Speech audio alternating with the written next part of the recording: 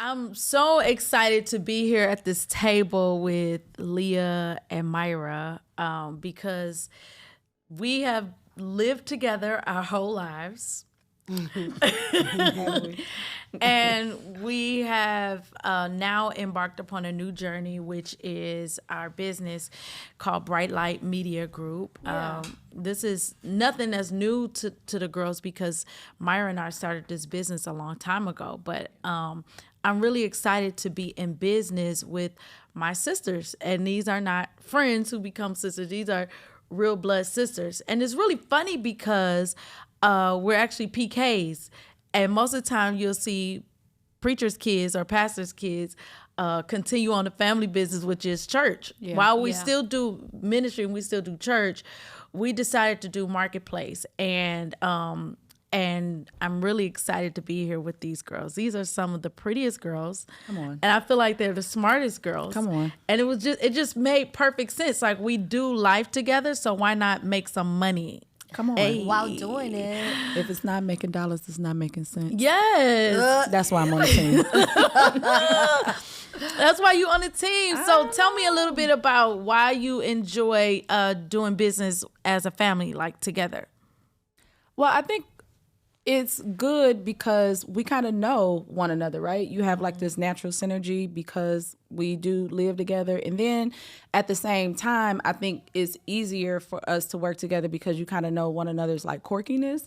And I think it's like a good balance, right? Because although we're blood, we're still so different, and that showed very clearly in our photo shoot that we did today. And it was like none of our outfits matched. You know, nobody is matchy. Leah told us what to wear, and we wore the complete opposite. We're gonna get better at it. Yeah, but at the same time, you know, even what we have on right now is different, right? But that's the beauty and the diversity that I think that we have, and that also gives us like the patience to know. I know Stephanie could be maybe high strung or very serious or whatever, and I'm like, hey, whichever the way the wind blows, we don't need a script. Let's just get on there and talk. And Leah is more in between, and you know, and she'll play that devil's advocate. She'll tell us when she's wrong. She'll want to put on flannel and a Volkswagen T-shirt. For a business casual suit, and we're just like, hey, let's just go with it, right? But at the end of the day, those differences also help us be creative and work together because we're going to have different viewpoints. Yeah, because oftentimes you hear a lot of people say, you know, you don't do business with family, you don't do business with your friends, but it's kind of opposite for us because it plays to our strength, really being able to flow. You know, to go in and out, whether it be a business setting, whether it be a church setting, whether it be like at the park or Taj Mahal, right? We're able to family dinner after church on Sundays, totally. right? Holidays, yeah. Totally. It really helps us to know each other and to play to our strengths. I think we were taught that being raised in church, dad, mom, they always gave us an assignment. Oh, yeah. Right? And so at the dinner table especially. Yeah, like, okay, you got the cups. That was your assignment. And so you kind of found your pocket. You had the dishes. Exactly. You set the table. Right. You cooked. Like Myra would cook. Stephanie would be on desserts. Right? I'll be on Kool-Aid. Store-bought. And it taught us to respect each other's lanes. Exactly. And really so, did. and then as we grew into the church sector, when we had to operate in those different lanes and different roles, we didn't cross those lines. Yeah. Like to this day, we still don't cross those lines. So it was not even a thought for me to say, oh, well, who do you want to go on business? It was like, I needed somebody else on the team who could help in our business because we were trying to scale, because for a long time it was just me and Myra. And the first person I thought of was Leah. It wasn't even that it was you're my blood. It was, I know what you bring to the table. Because I'm the one you called to be rescued. Period. But not if we got to call you on that cell phone, baby. Oh, yeah, don't call answer the me on phone. the cell We got to phone. work on that. Yeah. So as it pertains to project management, first of all, is my thing. I feel like I've been called to serve. And for all of us, even in our careers, we've all been in some form of serving, right? And like you said, to your point, Leah, we started off serving in our local church. Yes. And then for us, the core values of our home was serving one another. Yeah. Like we saw mom serve dad, we saw dad serve mom. We had to serve Each one another. had a sibling that they had to serve. Right. Right. Right. And so now we get a chance to do business with different skill sets. And so I wanted to talk about Miss Myra, because Myra, you moved away. You moved away to a whole nother state, 2 different states actually. Yeah. And then you built a whole life and career actually in some form of service. And do you still like it? Do you love serving? Yeah, I do like serving. I guess being like the third oldest in the house, serving came natural. I'm a year younger than Stephanie, but She's the oldest. but I act like the oldest because Stephanie is, if anybody knows Stephanie is what we call a travel Barbie. She is so important. Stephanie has been important since she was a kid, okay? Stephanie did hair. She did calligraphy. Did anybody know Yes, that? I did. And If she's you an want to artist. write a letter, reach out to Stephanie. She could write in calligraphy. But Steph did like everything. And so she I gotta wasn't. add it to my LinkedIn. Yeah, the skill set. So Stephanie did everything, and so because Steph was like away or busy or doing something, then a lot of responsibility fell on me to care for like the younger siblings. So naturally, I learned to serve or to care for, be a little bit more motherly in that role just because of how our family dynamic went. But like I've been away from Detroit for 15 years now, which is crazy. So I live in Cincinnati. My man moved me away in 2009. Yeah. And so I had to learn how to be like more friendly. A lot of people like see me or maybe like follow me on social media and think like I'm so like cool and outgoing and I just love people, and that is like the complete opposite.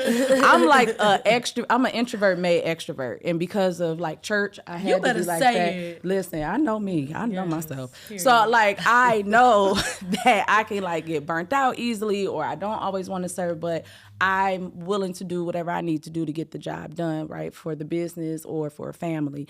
And so in Cincinnati, I was fortunate enough to land a job in the hospitality or tourism industry. And so currently I serve as the diversity manager for the Convention and Visitors Bureau. Come so on, put it out there. I love currently it. I work love all this. for a sales and marketing organization that sells the city of Cincinnati. So it's pretty cool to be able to work with our sales team, our marketing team, to showcase our city, to tell others what the city has to offer, Yeah. to show diversity. When you come here, we want you to see yourself here. And so putting together like plans and strategies on how to win business to come to Cincinnati is a pretty I could dope just listen to you talk all experience. day. You're so smart. Oh, well, She's so smart. and I mean, but so it works, right, in that capacity. But I do love like helping others. I feel like I'm a great number 2, and I don't take offense to that, right? Because Yeah, so being many number people 2 is want to be big. number 1, and so many Yeah. people want to be like the chief. Like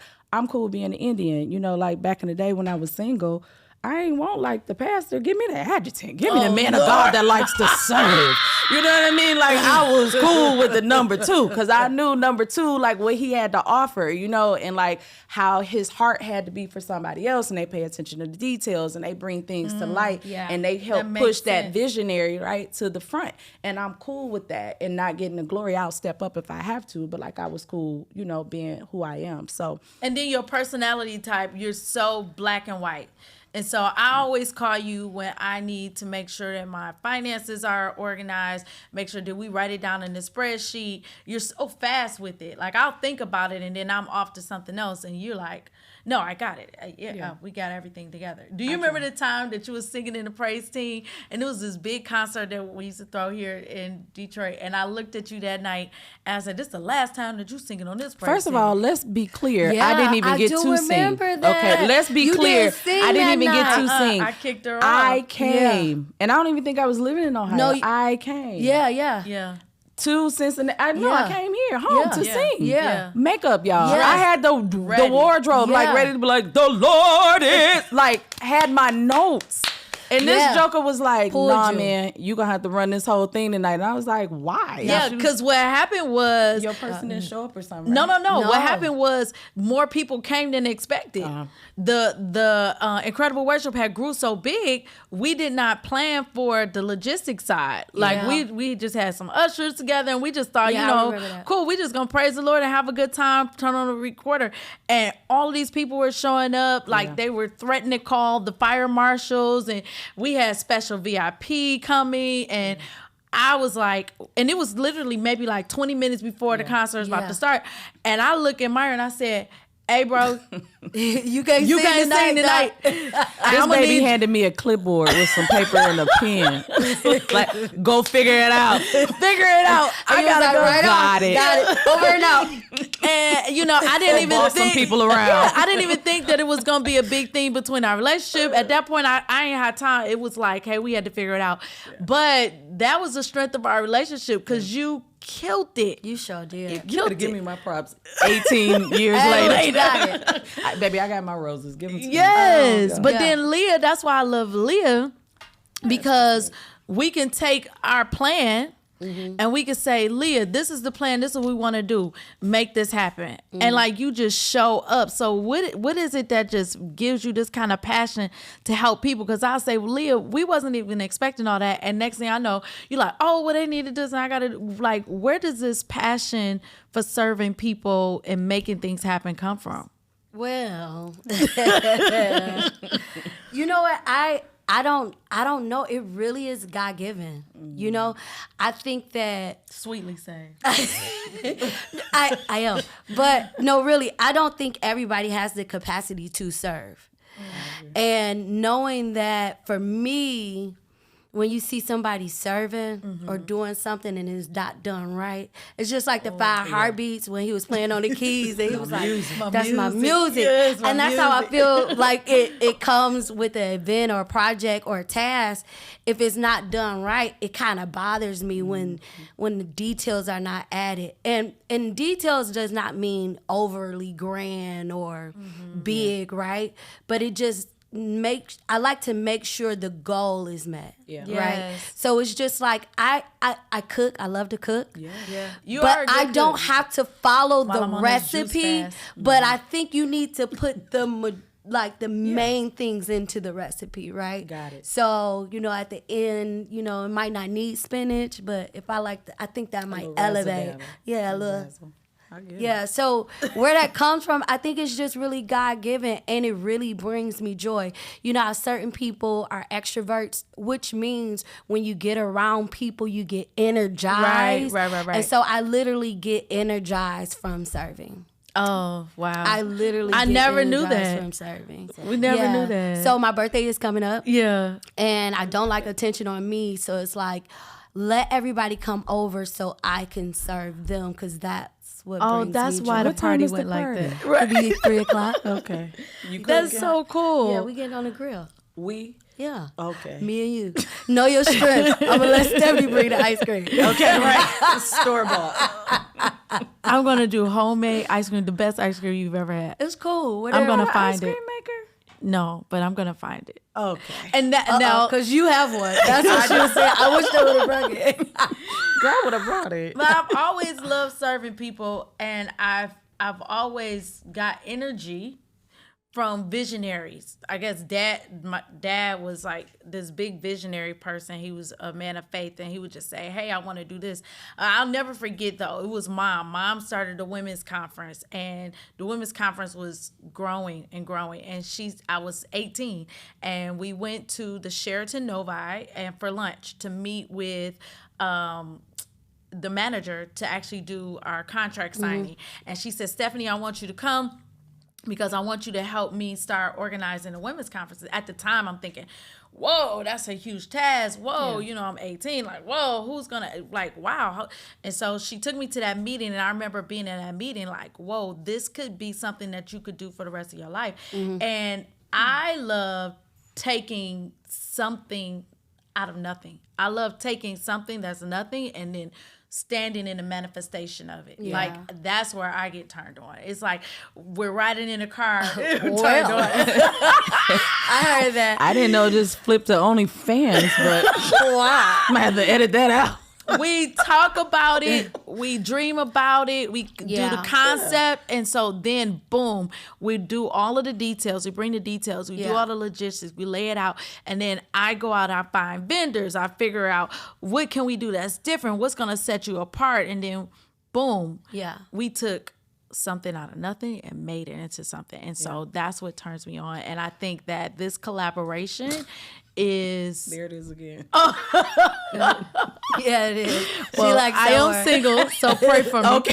So just let you know what I'm looking Yeah. for. But hey, Pride, my question is though, you know, like what gives you the strength to make the call? You know, if you're bringing something to life that is literally a thought, right?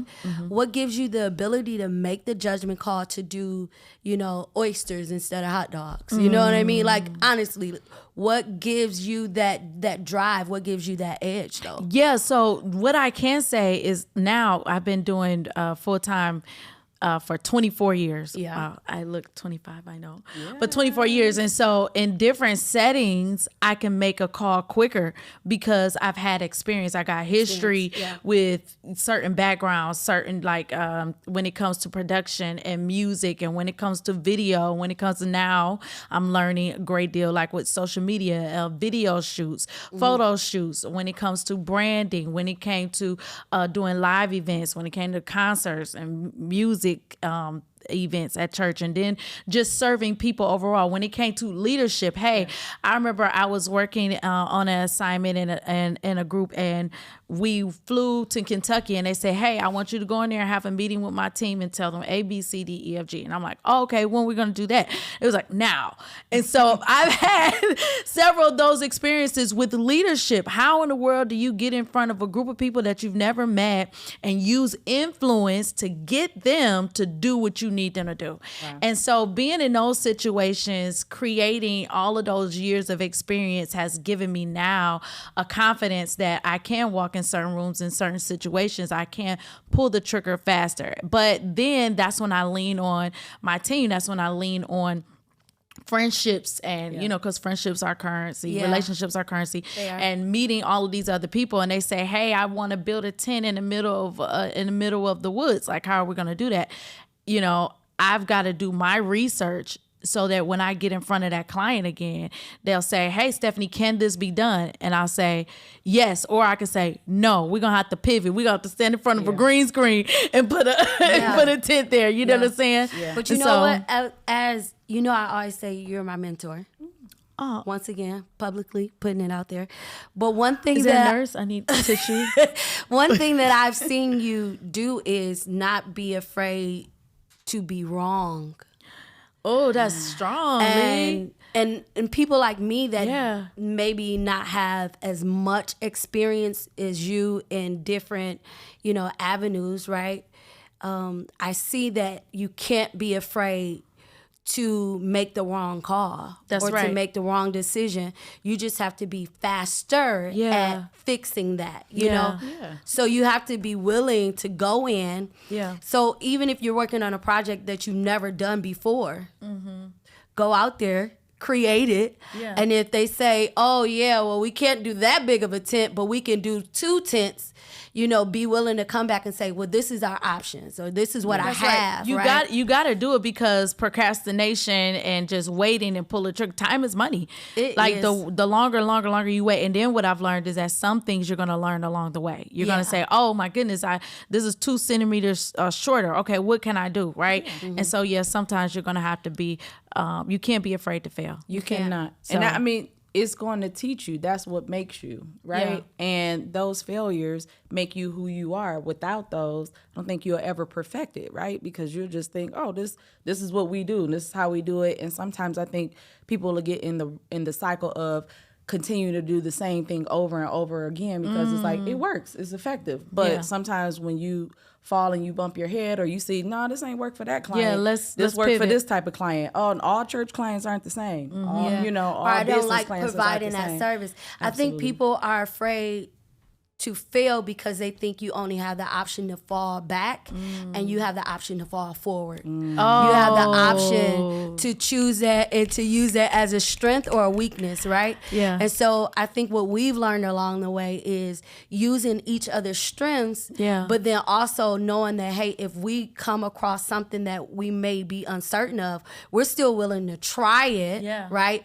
And if it works out, sometimes it may be good, sometimes it may be, right? Yeah. And so we still use that as one of our strengths. So we use actually our failures as a strength. I'm looking forward to this. This is going to be a wild ride, girls. Yeah. Let's And we're going to ride make a out. lot of money too. and yeah. we're going to help a lot of people. Okay. Yeah. And we're going to build a lot of things. Yeah. Keep talking. And then, okay. All right. That's good.